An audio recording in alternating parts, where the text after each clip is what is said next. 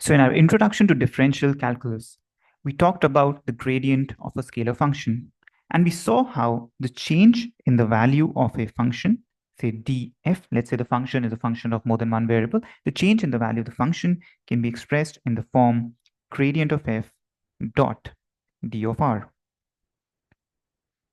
And this change, what it represents is, let's say we are somewhere in space, let's say we have an xyz coordinate system, we go to a point x comma y comma z,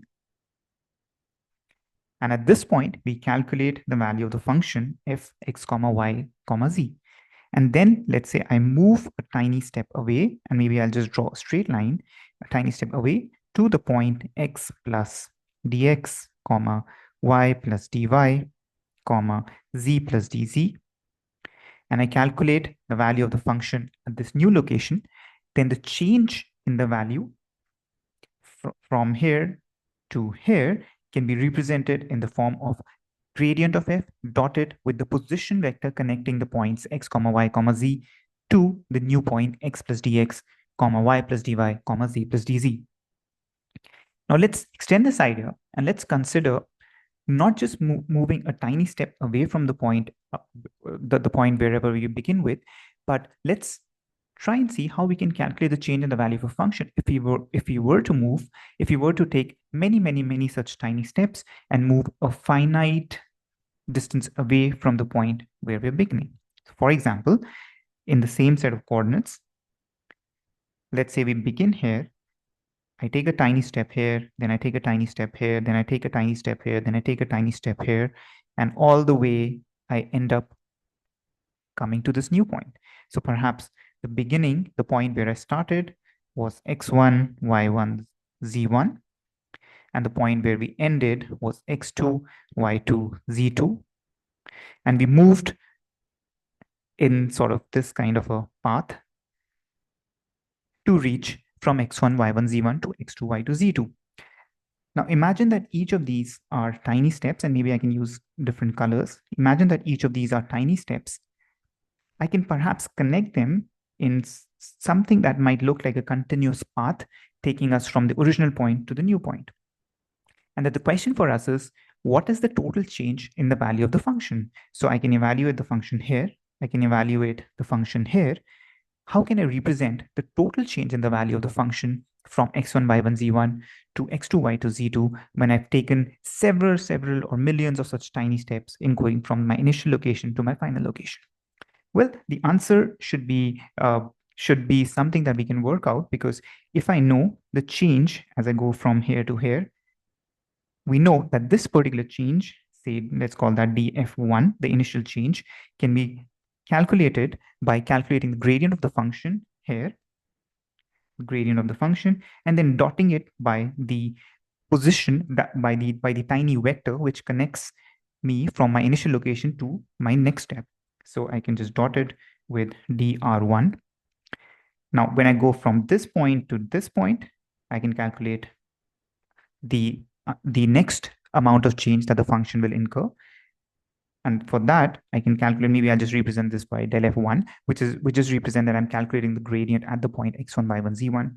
Then I calculate the gradient at the next point, which maybe I could call 1 dot dr2. And as I proceed along my path, I can sum up each, since f is a scalar function, I can sum up all of these changes. If I sum up all of these changes, what this will give me is, so for instance, this one, the first one will give me a change of the form x1 plus dx1, comma, y1 plus dy1, comma, z1 plus dz1 minus f of x1, y1, z1. That's df1. df2 would be f. Now I've moved from x1 plus dx1 to x1 plus dx1 and perhaps plus dx11. So maybe I can write this as x1 plus dx1 plus dx11, comma, y1 plus dy1 plus dy11 plus z1 plus dz1 plus dz11 minus f of this term, which is where I started for the next step, right? So I'll introduce this term again here, x1 plus dx1, comma, y1 plus dy1, comma, z1 plus dz1.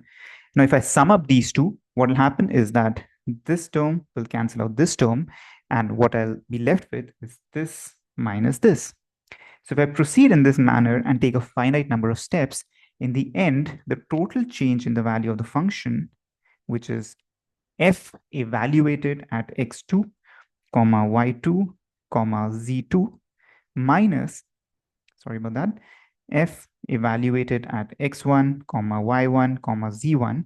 That's the total change in the value of the function. Remember, this is a scalar function, so it'll have some value at x1, y1, z1, and it'll have some numerical value at x2, comma, y2, comma, z2.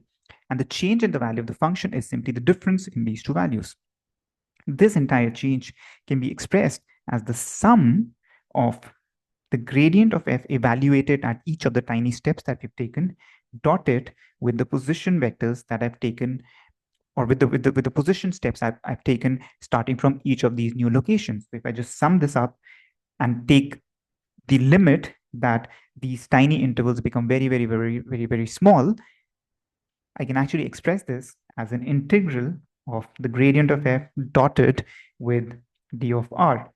As I go along the path from, say, the position vector, which was at x1, y1, z1, to the position which is at x2, comma, y2, comma, z2. And that's the total change in the value of the function. Now notice that this entire integral only depends upon the value of the function at the endpoints. So this is in fact, if I use a shorthand notation and refer to this as just point A and this just as point B, then I can write this entire change and this entire integral is equal to the value of the function at point B minus the value of the function at point A, which means that this entire integral only depends upon the endpoints of the path. Now, if you look at this expression, we might be tempted to say that the left-hand side will depend upon the choice or the explicit path which we have taken in going from location A to location B. But the right-hand side tells us that the value of the integral does not depend upon the specific choice of the path. It only depends upon the value of the function at the endpoints. So this is a very interesting and remarkable result, and this is what we refer, this result is what we refer to as the fundamental theorem of gradients. Now notice how this is very similar to the fundamental theorem of calculus for functions of one variable, whereby if I'm integrating a function, let's say f of x dx from x equals a to x equals b, the result of this integral, and I'm able to find a new function, capital F, and write it down explicitly, such that the derivative of capital F with respect to x is equal to small of x, then this integral from x equals a to x equals b only depends upon the value of capital F at the endpoints, which is f capital F evaluated at b minus capital F evaluated at a. So this fundamental theorem of calculus, which is a result we obtain from functions of single variable, has a remarkable generalization and sort of analogous generalization to functions of more than one variable, whereby we can claim that the gradient of a scalar function, when evaluated from point, say, and by a point, I mean a point in three-dimensional space, from, say, A to B, only depends upon the value of the function at these endpoints. Conversely, if this path that we have taken were to circle back to itself, so for instance, in three-dimensional space, I might start here, I might take a path like this, and then return back here, right? Which forms a closed loop. This particular kind of an integral, you'll find several applications of this integral in different areas of studies, whether it's electromagnetism, whether it's fluids. And there's a particular notation we use to write integrals over such closed paths.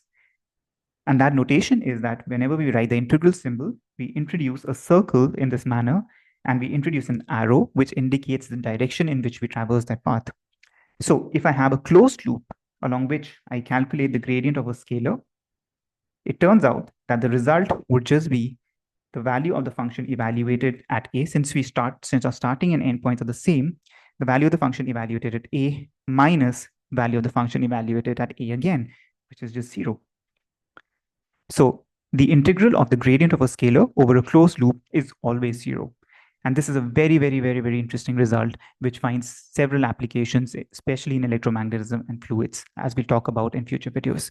So hope this was of some use. We'll now extend this idea of an integral to vector functions of more than one variable.